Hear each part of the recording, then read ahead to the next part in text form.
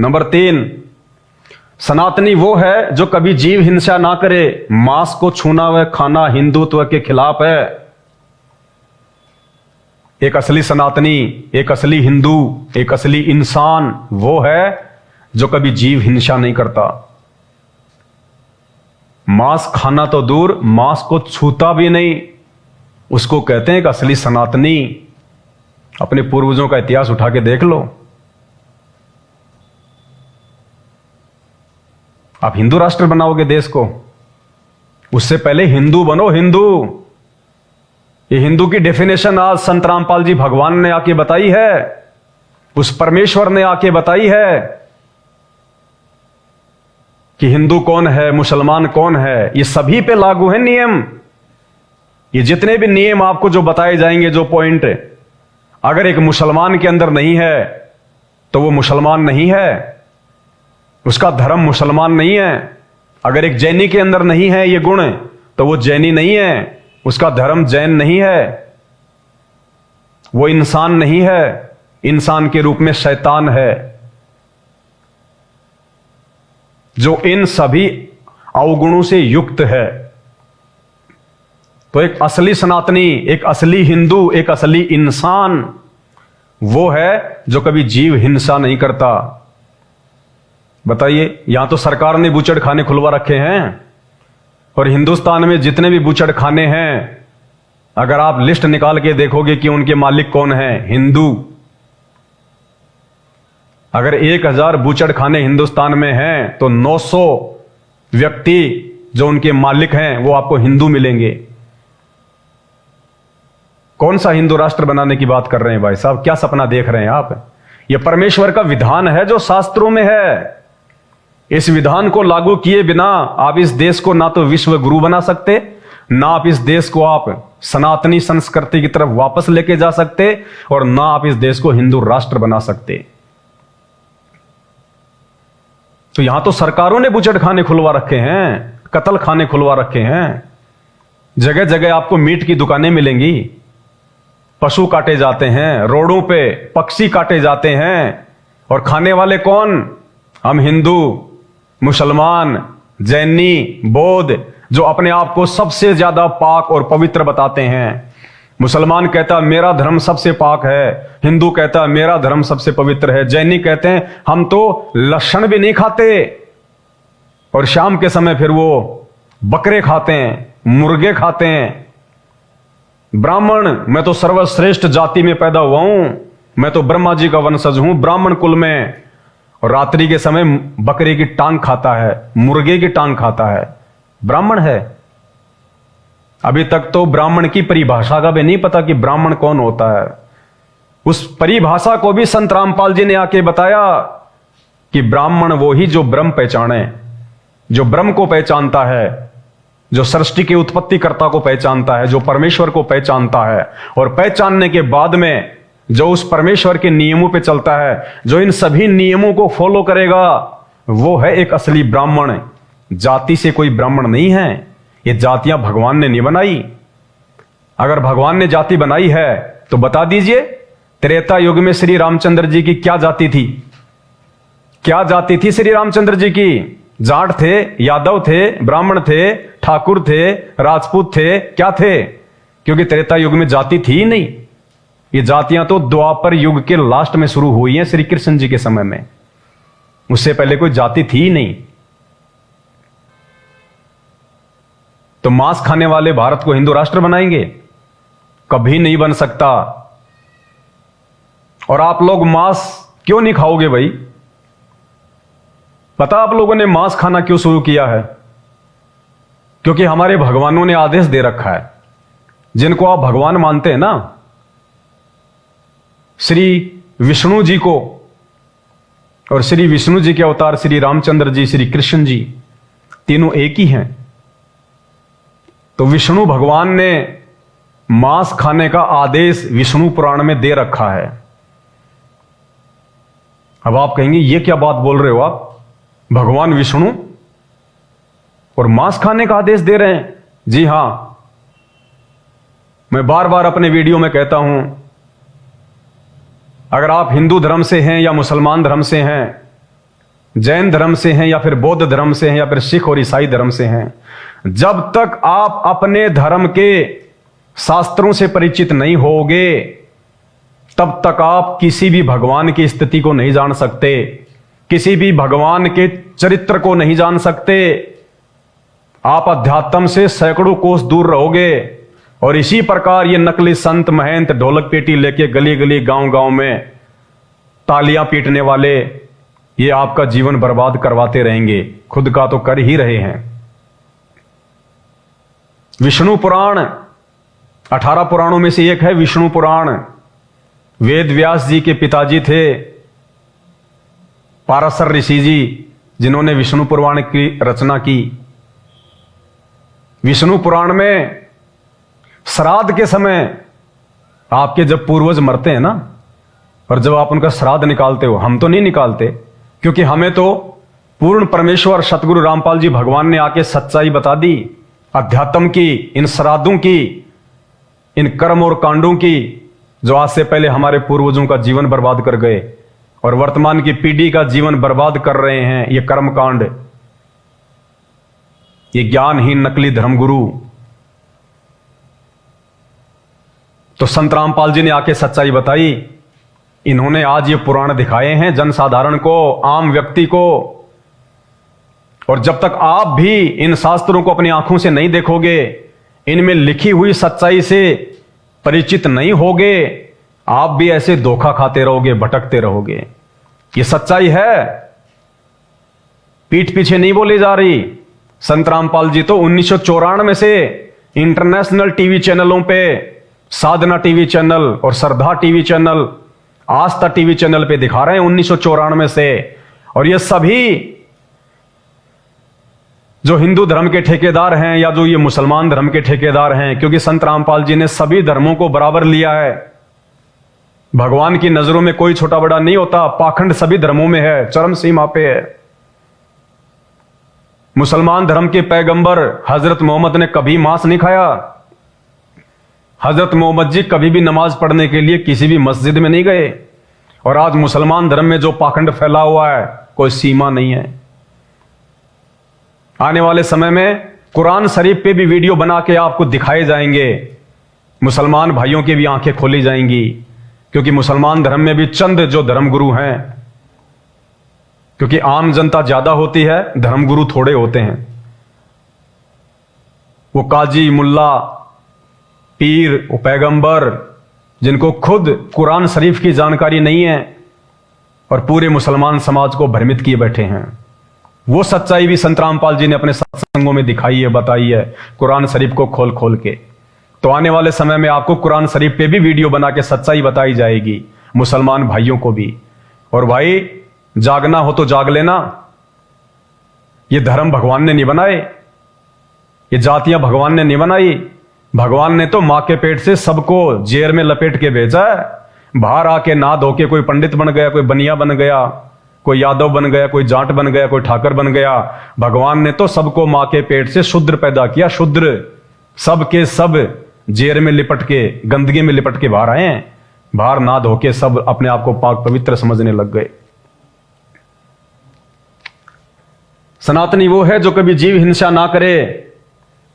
यहां बात बात पे लड़ाई, बात बात पे झगड़ा, प्रॉपर्टी को लेके झगड़ा, औरतों को लेके झगड़ा, गर्लफ्रेंड को लेके झगड़ा, पद और पोस्ट को लेके झगड़ा, अध्यक्ष के पद को लेके झगड़ा, सरपंच के पद को लेके झगड़ा, मंत्री पद को लेके झगड़ा, राजनीतिक पार्टियों में झगड़ा।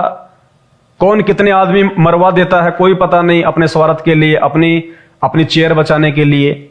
यह हिंसा। कैसे हिंदू राष्ट्र बनाओगे इस देश को, इस मनमुटाव के बीच? तो हिंदू वह है जो ना कभी मांस खाए और ना कभी मांस को छुए। और हिंदू समाज में मांस खाना क्यों शुरू हुआ? क्योंकि भगवान विष्णु ने आदेश दे रखा है। अपनी आंखों से देखोगे तब आपको पता चलेगा, क्योंकि आपने अभी तक ये शास्त्र पढ़े नहीं और इन नकली संतों ने आपको कभी पढ़ाए नहीं। अगर इन शास्त्रों में लिखी हुई ये सच्चाई अगर आपको ये हिंदू धर्म के संत महंत आचार्य शंकराचार्य यदि आपको बता दें तो आप इनसे सवाल करने लग जाओगे।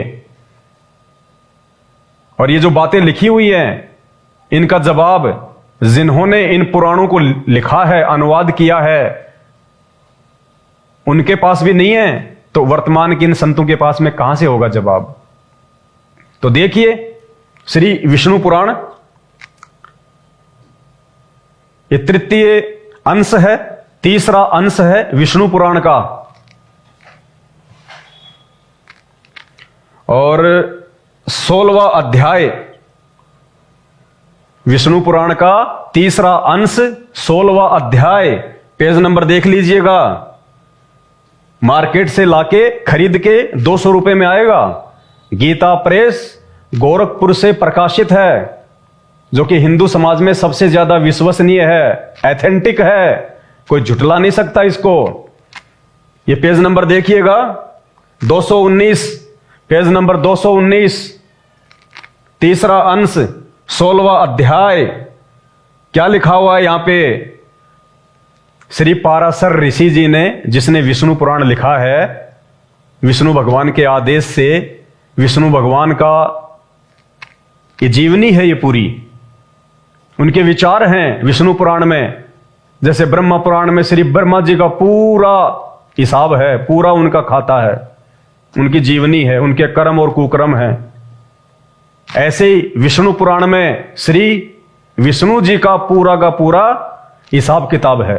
क्या उनके विचार हैं, क्या उनकी लीलाएं थी, कौन कौन से उन्होंने युद्ध किए, कौन कौन से उन्होंने अच्छे काम किए, सबका जो मेटेरियल है वो श्री विष्णु पुराण में है,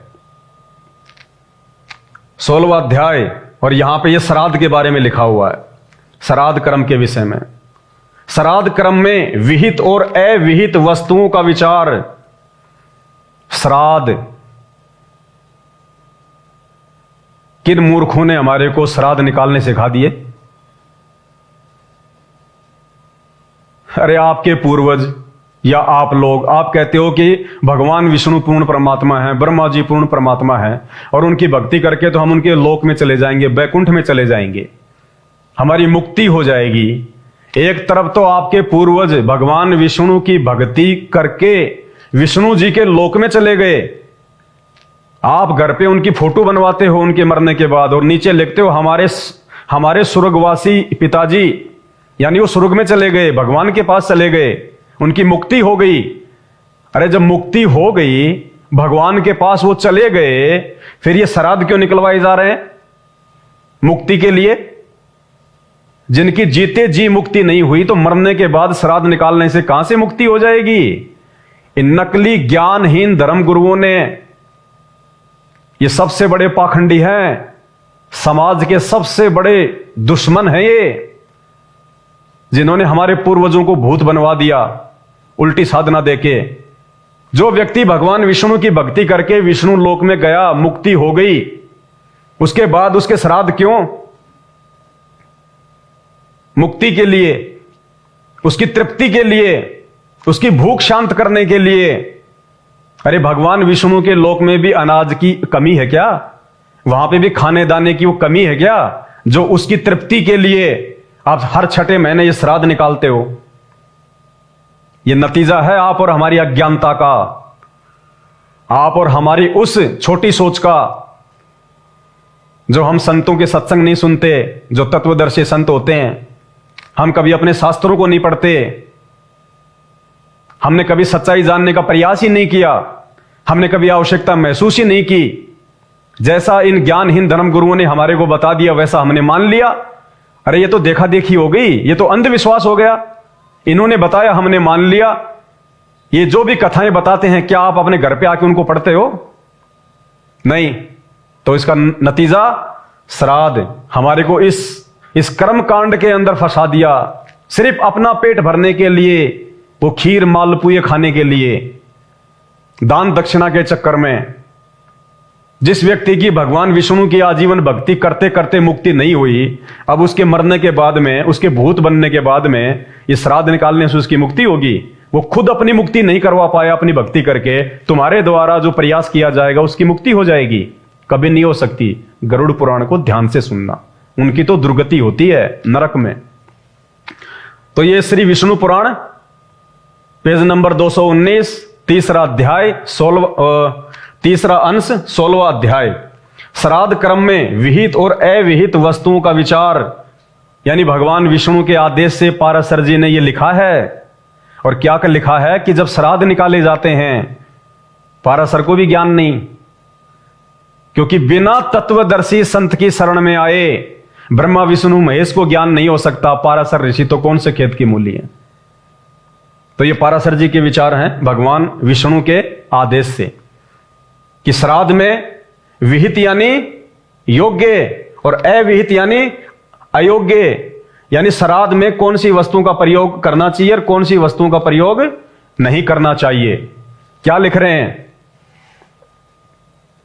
और वो बोले हवि, हवि यानी हवन सामग्री, हवि यानी हवन सामग्री, मत्स्य मछली, सशक खरगोश, इसमें आगे लिखा हुआ हिंदी में भी, कोष्टक में भी, मैंने नहीं लिखा, संत रामपाल जी ने नहीं लिखा है, श्री पाराशर ऋषि जी ने लिखा है हजारों वर्ष पहले मूल संस्कृत में। ये देखिए, ये मूल संस्कृत है इसकी, और श्री जय दयाल गोविंदका जी ने वर्तमान में इसका हिंदी में अनुवाद किया है। जैसी ये संस्कृत है, इसमें कोई फेरबदल नहीं हो सकती। कोई ये सोचे कि इनमें कोई मिलावट कर दी होगी, मूल संस्कृत में कहीं कोई मिलावट नहीं है। किसी भी धर्म ग्रंथ में अनुवादकों ने जरूर अपने अपने हिसाब से उनका जो अनुवाद है वो उल्टा सीधा किया है, लेकिन यहां जो अनुवाद जय दयाल गोविंदका जी ने किया है मूल संस्कृत के अनुसार ही किया है, जो बिल्कुल एक्यूरेट है।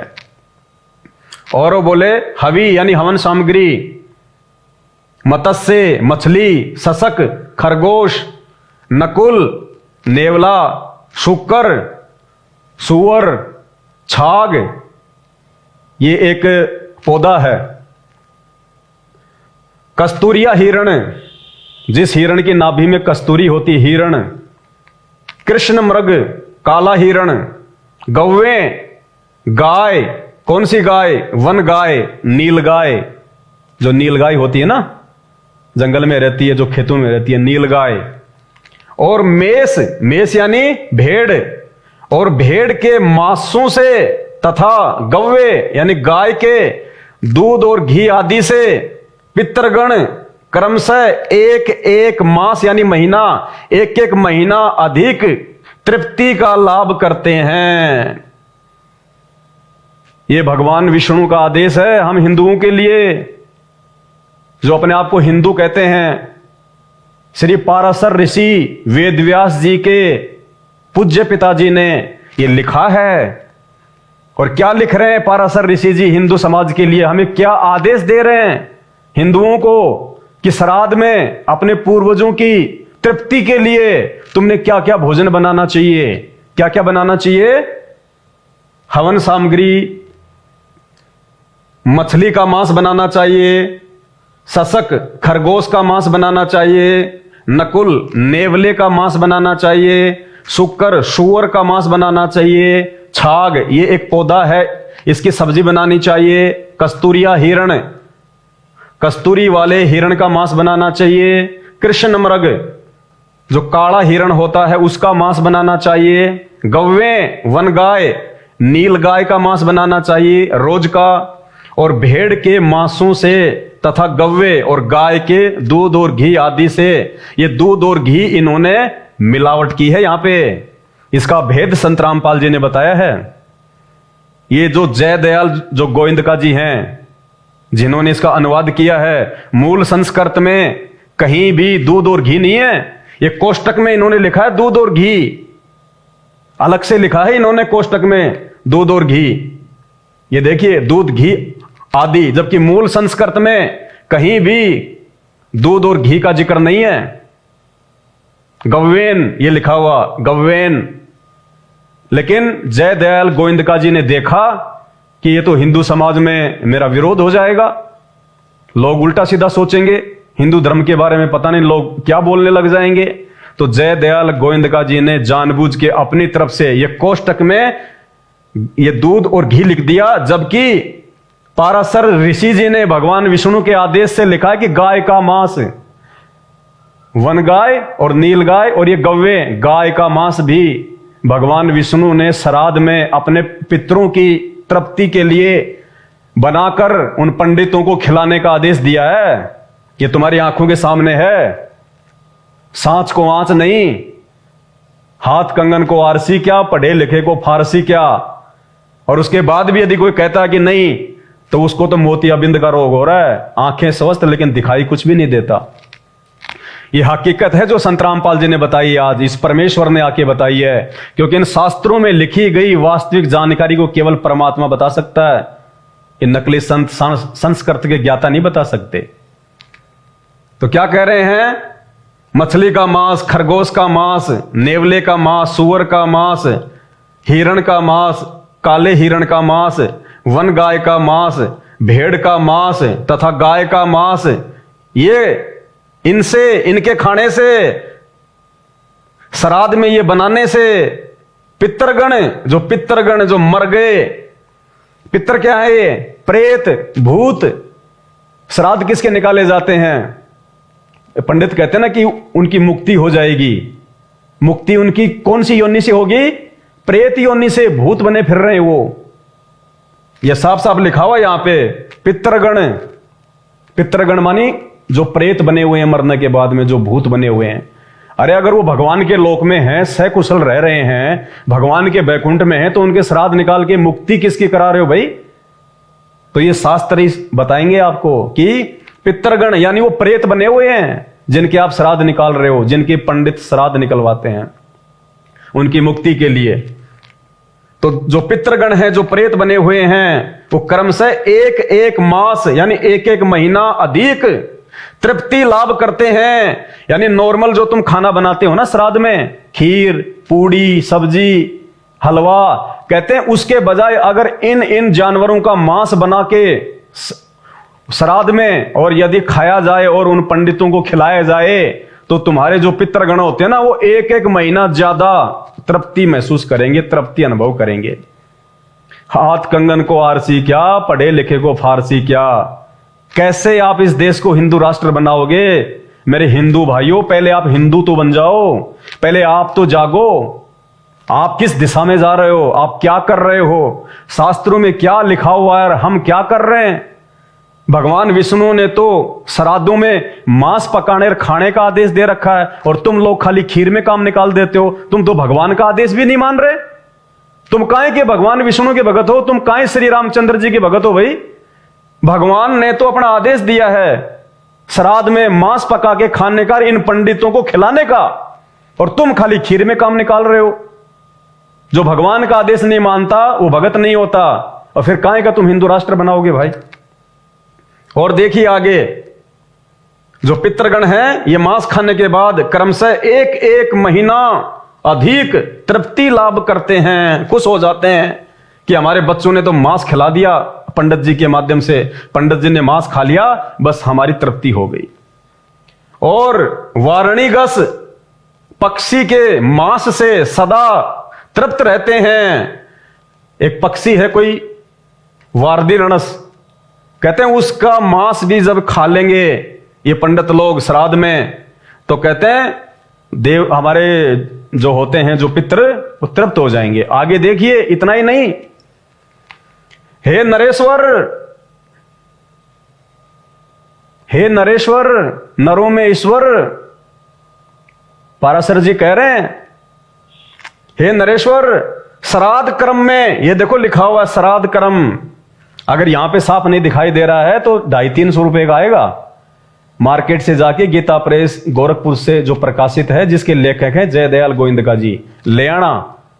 चश्मा लगा के देखना मेरे भाइयों, जागो, गलतफहमी से बाहर निकलो। ये नकली धर्मगुरु हमारा जीवन बर्बाद कर देंगे। जैसे हमारे पूर्वज भूत बना के अब उनके श्राद्ध निकलवा रहे हैं ना, ऐसे हमारे भी श्राद्ध निकलेंगे, फिर भूत बने फिरेंगे।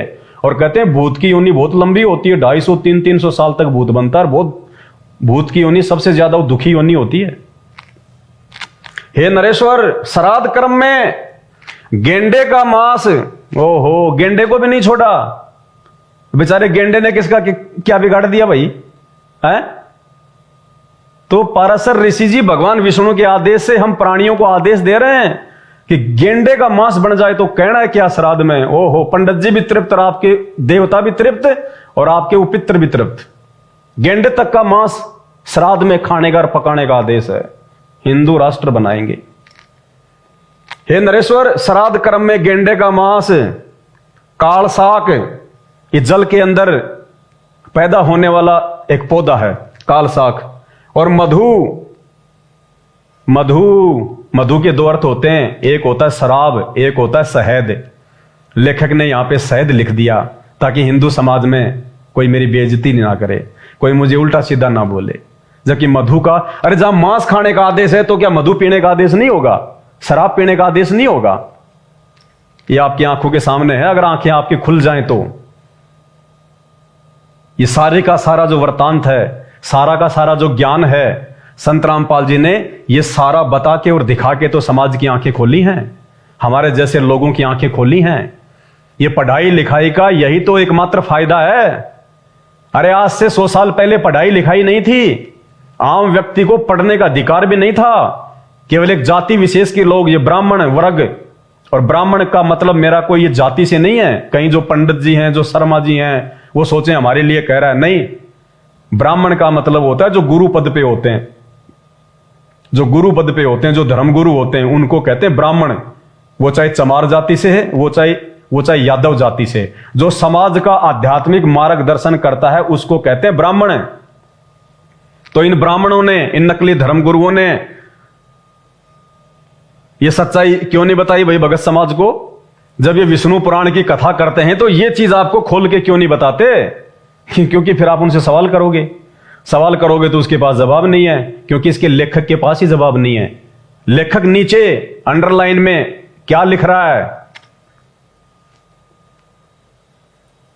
मधु अत्यंत प्रशस्त और अत्यंत तृप्तिदायक है। आनंद ही आ जाएगा अगर मधु और मिल जाए तो। अब देखिएगा, जो इसके अनुवादक हैं जयदयाल जी, जिन्होंने विष्णु पुराण का संस्कृत से हिंदी में अनुवाद किया है, जैसा इन श्लोकों में लिखा हुआ है, तो जयदयाल गोविंदका जी ने जब देखा कि यार इसमें तो श्राद्ध में मांस खाने का आदेश है, शराब पीने का आदेश है, गेंडे का मांस पकाने का आदेश है, किसी को छोड़ा ही नहीं, तो भगवान विष्णु ने यह क्यों लिख दिया? तो सर चकरा गया अनुवादकर्ता का, और अनुवादकर्ता को मजबूरी में नीचे लिखना पड़ा। क्या लिख रहे हैं?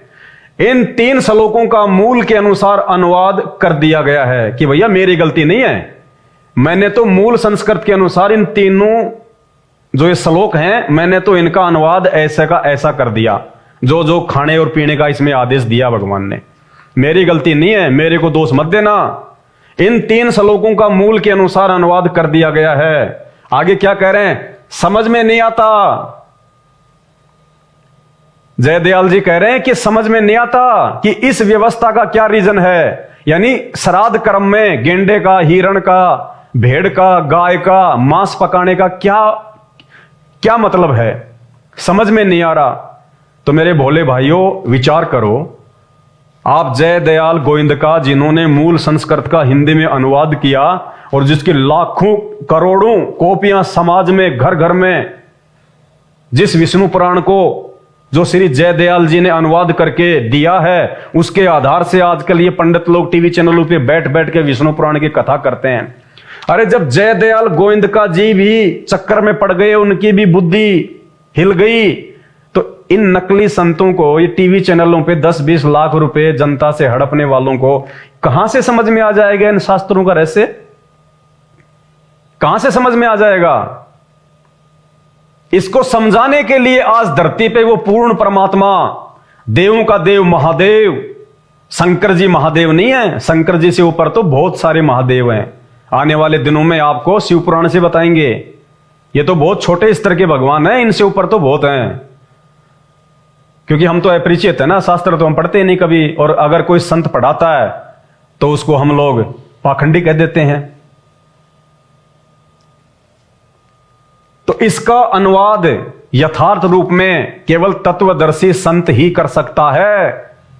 श्री कृष्ण जी ने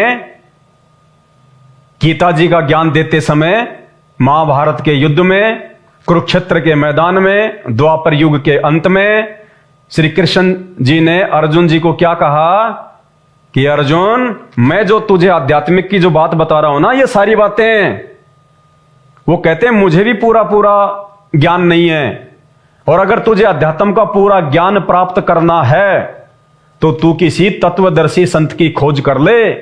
वो तत्वदर्शी संत तुझे अध्यात्म की सही सही जानकारी बताएगा।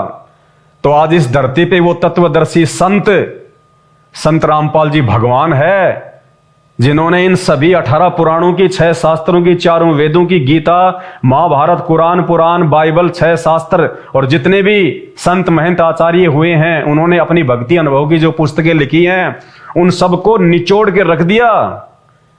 कुछ भी शेष नहीं रहा एक समझदार इंसान के लिए समझने के लिए। तो संत रामपाल जी के सत्संग सुने बिना, संत रामपाल जी के विचारों को सुने बिना आप अपना मानव जीवन बर्बाद कर जाओगे। 84 लाख योनियों से नहीं बच सकते, फिर आपके भी श्राद्ध निकलने शुरू हो जाएंगे। ये हकीकत है। ना मेरा कोई स्वार्थ है आप लोगों को ये बातें बताने का, जो सत्य बातें ये प्रमाण आपके सामने है। कोई माई का लाल दुनिया में इनको कोई जो है वो जुठला नहीं सकता। घर घर में रखें, ये हर धर्मगुरु के पास में रखा है ये विष्णु पुराण, और आने वाले समय में आपको जो 18 पुराणों से और जो बताया जाएगा क्या सच्चाई है। तो ये सारी की सारी जो सच्चाई है ये केवल तत्वदर्शी संत बता सकता है। और जब तक मेरे भाई बहनों आप सृष्टि रचना से परिचित नहीं होगे, सृष्टि रचना मतलब पूरे संसार की रचना। संसार केवल ये धरती संसार नहीं है। आपको पता है ये सूरज है, ये कितना बड़ा है। ये तो साइंस भी अपनी पूरी खोजबीन करके हजारों वीडियो बना चुकी है। इस पृथ्वी से 2 लाख गुना बड़ा है सूरज, पृथ्वी से 2 लाख गुना बड़ा। और फिर वैज्ञानिक कहते हैं कि जब हम और ऊपर का अध्ययन करते हैं तो सूरज तो कुछ भी नहीं है, सूरज से भी लाखों लाखों गुना बड़े आकार के पिंड ब्रह्मांड और हैं। ये ब्रह्मा विष्णु महेश जी के लोक तो बहुत छोटे से हैं, स्वर्ग, पृथ्वी और ये पाताल। इसके अलावा बहुत लंबी चौड़ी सृष्टि है। ये तो बहुत छोटा सा विस्तार है ये ब्रह्मा विष्णु महेश जी का, जिसमें पृथ्वी, पाताल, स्वर्गलोक, 14 भवन, गोलोक, ध्रुवलोक, आपकी सप्तपुरी, दुर्गा जी का लोक, ये ब्रह्मलोक सारे आ जाते हैं। जो स्वर्गलोक है ना, जिसमें भगवान विष्णु रहते हैं स्वर्ग में, हमारी जो पृथ्वी है ना, ऐसी ऐसी 49 करोड़ पृथ्वियां हैं इस पूरे ब्रह्मांड में। अकेले स्वर्ग में 5 करोड़ पृथ्वियां, इससे भी बड़ी बड़ी। अब आप कहोगे यार ये पागल तो नहीं हो गया। शुरू में जब हमने संत रामपाल जी का ज्ञान सुना ना, हमें भी ऐसा ही लगा था कि या तो हम मेंटल हैं जो इनके सत्संग सुन रहे हैं, या फिर ये संत जी मेंटल हैं। लेकिन जब अपनी आंखों से देखा इन शास्त्रों में,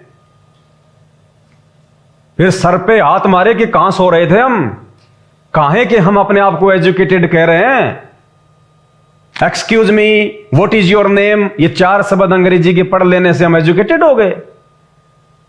पहले जो लोग संस्कृत बोला करते थे बढ़ चढ़ के, आज से 50 साल पहले, हम उनको एजुकेटेड माना करते थे। अब संस्कृत का प्रचलन कम हो गया, अब ये अंग्रेजी का चल गया।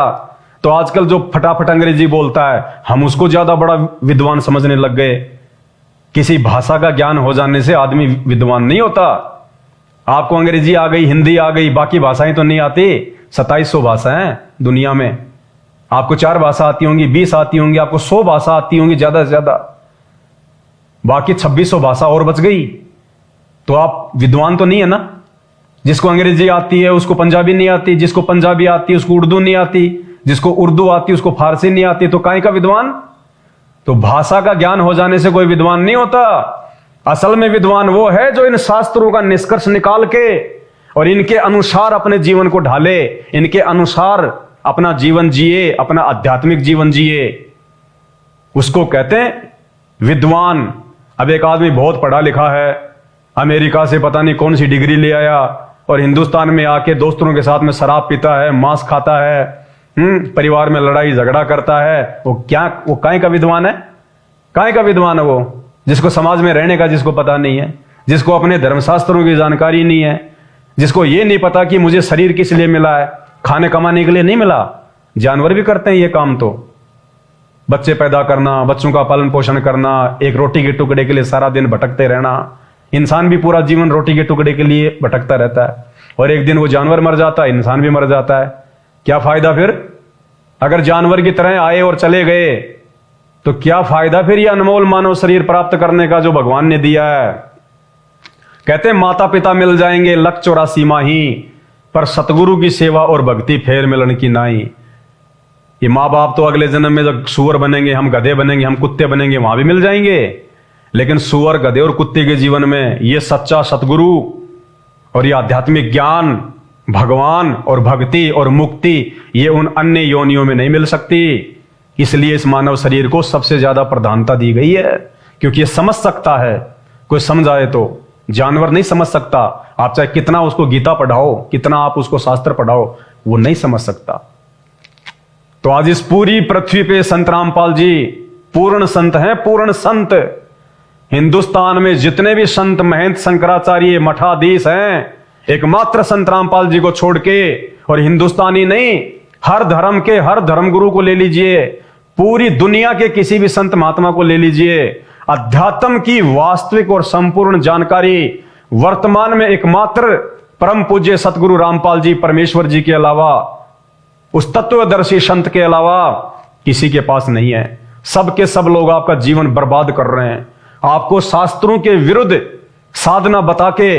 अरे गीता जी अध्याय नंबर 16 श्लोक नंबर 23 आंख फाड़ के पढ़ना, उसमें क्या लिखा हुआ है कि अर्जुन, जो व्यक्ति शास्त्रों को त्याग के जो मनमाना आचरण करता है, जो मनमानी भक्ति करता है, उसको ना लाभ हो सकता, ना रिद्धि हो सकती, ना उसको सिद्धि मिल सकती, ना उसकी मुक्ति हो सकती।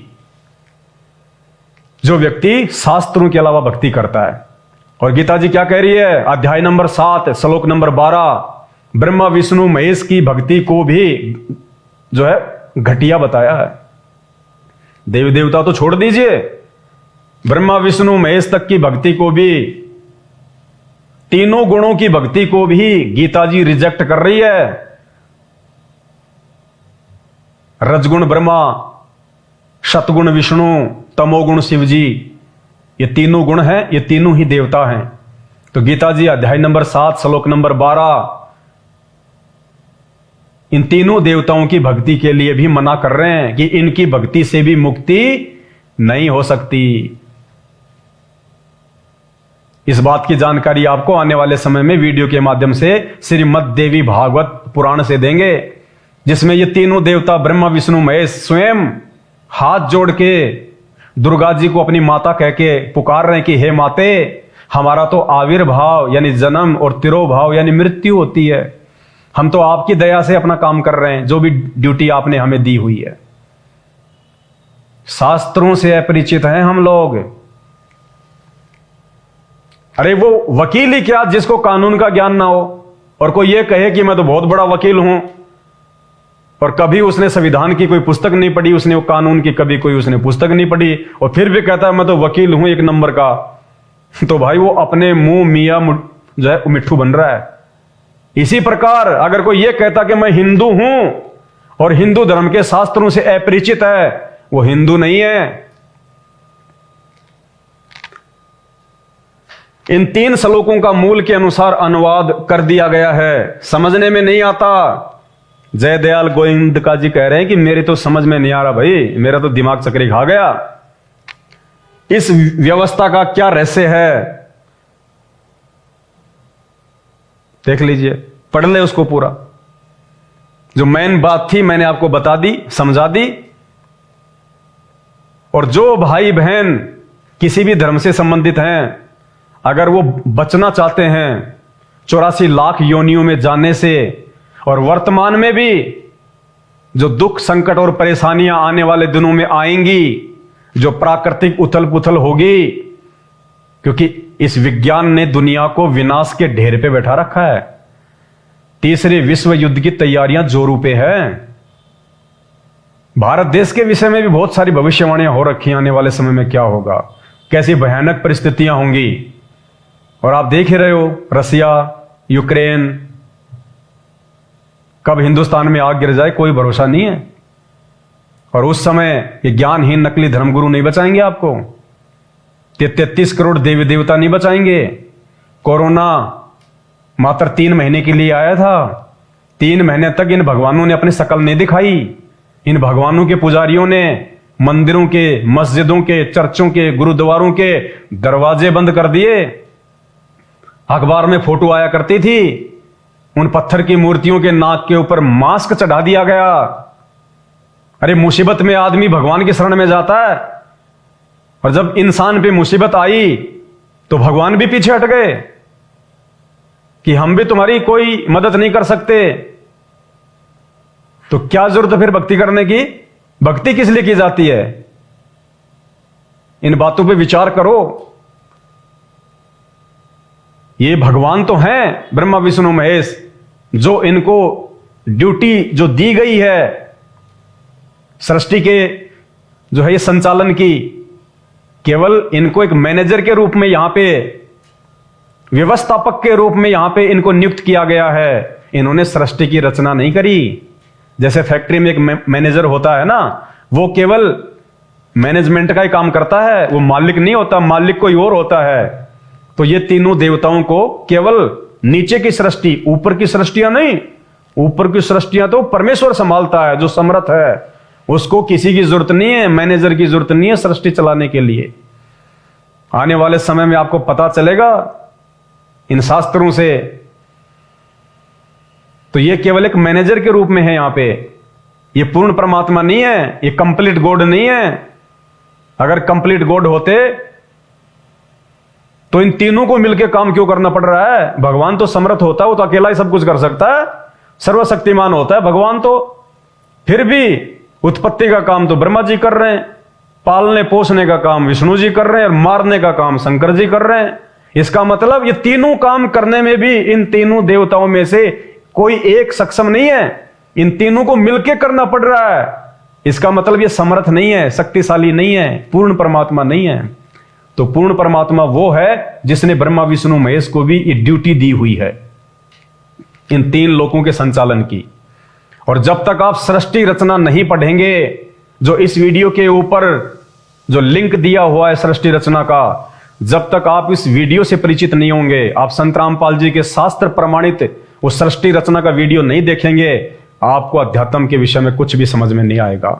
और मेरे भाई और बहनों, मेरी आपसे कोई दुश्मनी नहीं है, ना मैं कोई झूठ बोल रहा हूं, आपकी आंखों के सामने है, सत्य है, सब जानते हैं, केवल सच्चाई दिखा रहा हूं आपको गुरुदेव भगवान के आशीर्वाद से। मेरा अपना कोई ज्ञान नहीं है, मैंने गुरुदेव से ही प्राप्त किया है, लाखों लोगों ने प्राप्त किया है।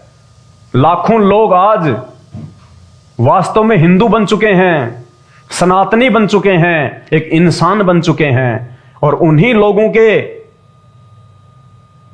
उनकी इंसानियत के आधार से आने वाले समय में यही संत रामपाल जी इस देश को विश्व गुरु बनाएंगे।